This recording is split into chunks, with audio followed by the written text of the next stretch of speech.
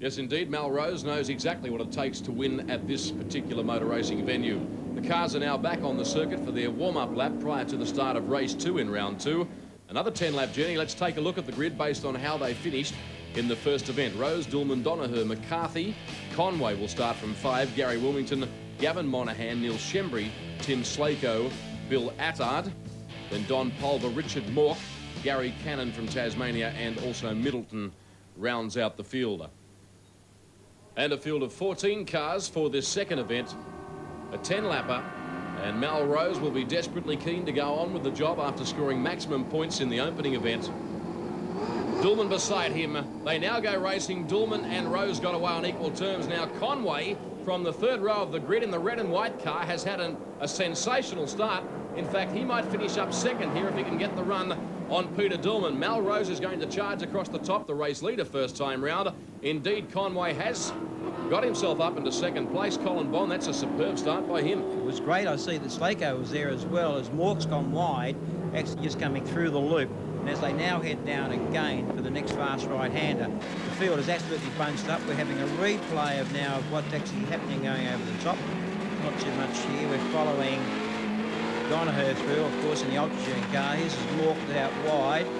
Oops, a little bit of a push there and a shove, but he's pushed him off the road, but he's fine. And as they're heading down to the stop-go corner for the first time. On the replay, it's interesting. You say not much there. It's easy for you to say. You've sat in these cars for a lot of years. For me, that is no place for the faint-hearted, I can tell you, when they're rubbing paint like that.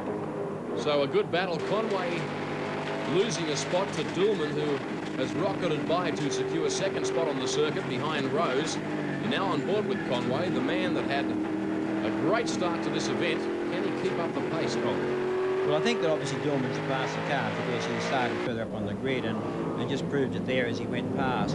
Conway actually was going very well, of course, in third spot, with the people behind him that are just going to now close in and give him a hard time. But it's going to be a great race. McCarthy is now fourth, hounding the daylights out of Conway. Oh, he got very sideways there. Yeah, lost another on place. The gas and offline. It's pretty easy to do when you're driving race cars with so much horsepower.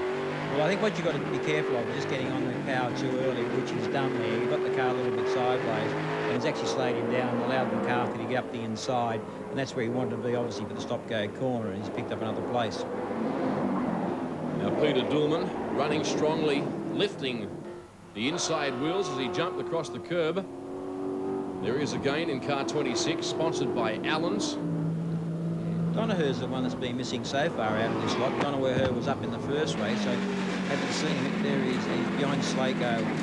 Oh, we're on Neil Shembry, who's just been pushed a little bit wide by Monahan, I would say, in the white car. And he's dropped back onto 3 places just in one foul swoop then.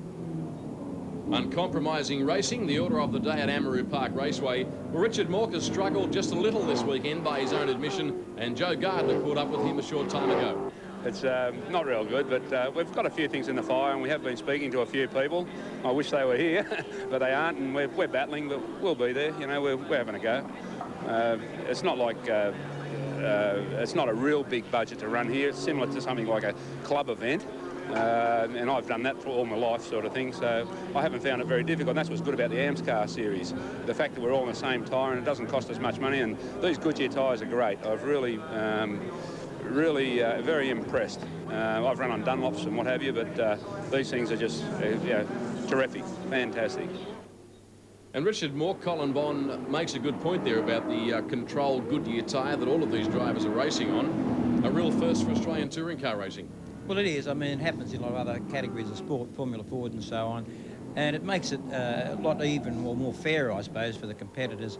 The tyres which we've chosen, actually, the Goodyear tyres, they're reasonably hard compound, but they keep up a consistent time the whole day, and a lot of the drivers have been finding that right at the end of the day, they're capable of doing the same times that they qualified on. And I think that's a big plus.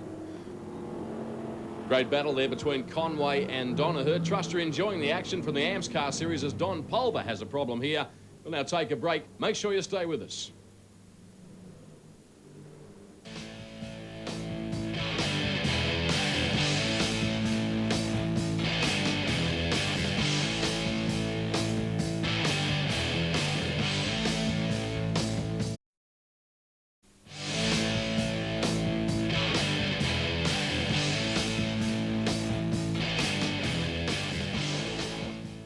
And thanks for joining us wherever you might be watching. And this is race 2 in round 2 of the 1997 AMSCAR series in front of a very big crowd at Amaroo Park Raceway in Sydney.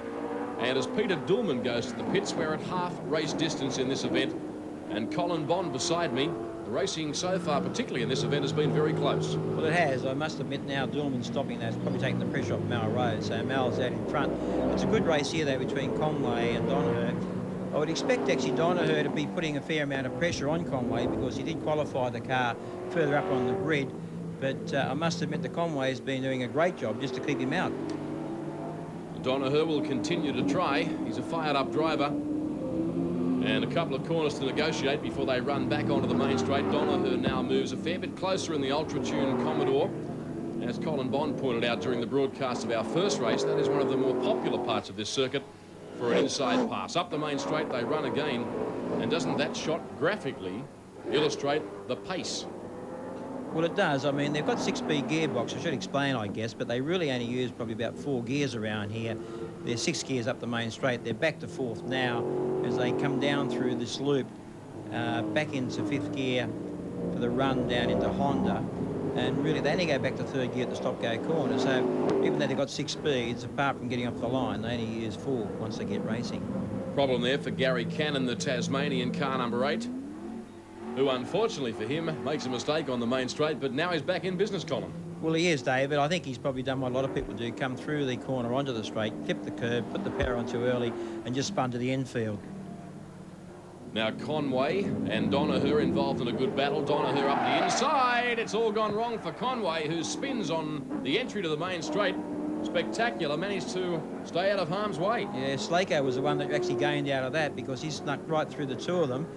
Yeah, actually, Conway left a sort of bit of a hole on the inside, I think, and Donoher sort of poked his nose in, and then when Conway came across, that was a touch and the spin. But they'll probably have a few words to each other after the race. Oh, this is the in-car shot, so if you've never been in a racing car spinning, that's what it's like. As we said, it's just been a touch from Donoher that's actually spun. No damage has really been done, except Conway's actually dropped back quite a few places. Which is bad luck for him running strongly now. Another battle now develops on the circuit between Donoher and Slako. That's the race leader, Mal Rose, in the Fairfax Community Classifieds entry. Alan McCarthy now in 2nd spot. And that's territory that would be more familiar to him at the pointy end of the field in the first round, and has driven his heart out today for little result. Well, he has, and we've mentioned before that we didn't know an awful lot about him before he came over to the eastern states, as they often say, from the west. But he's a rally driver over there. He's done very well, actually. I think he won the Western Australian Championship last year. He's leading it this year. He obviously races very well, and in Perth, I think that this particular car is obviously a very good motor car, David, and when it won at Eastern Creek, I thought that he might be the guy just to go on. I would have thought Bob Pearson was another one that probably give them a run. He's not running today. He had a problem on Friday in practice.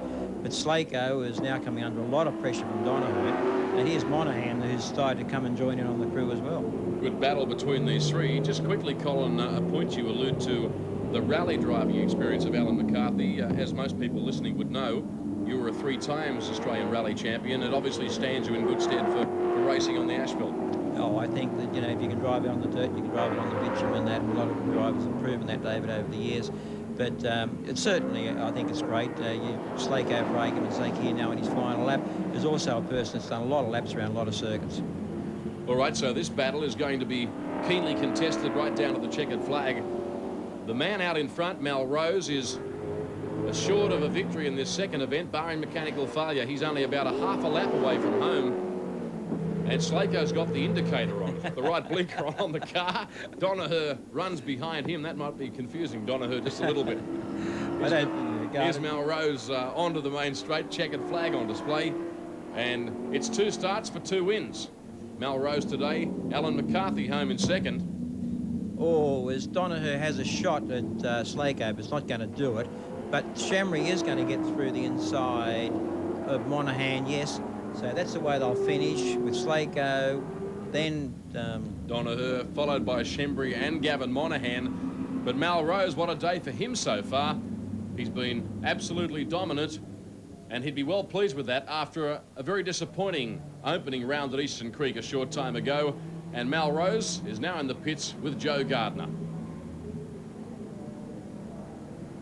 We're now with Mal Rose, the winner of race 2. It's 2 in a row, Mal. Well done. Yeah, thanks, Joanne. As I said to you before, I wanted to repeat what Alan McCarthy did to me at Eastern Creek. It's starting to happen. One more to go. The Fairfax Community Classifieds Commodore, it's got the pace. The tyres are still good. We're going to do a little bit of work to the car. I think we'll be right. I'm not being overconfident. I just know the car's good. We've been here before. And as you were rightly saying, the next race is going to determine who's on top of the point score, either you or Alan McCarthy. That's correct, yeah. I had that failure in the third race at Eastern Creek where I had a cut tyre and it put me out and I got no points and Alan went on to win. You know, we hope that we can have a win and Alan doesn't get many points, but if he for some reason doesn't get any points, we are dead set even and then we can go on to the third and the fourth round. So when we get to the Bathurst weekend on the October long weekend for the final, it's down to Ford versus Holden.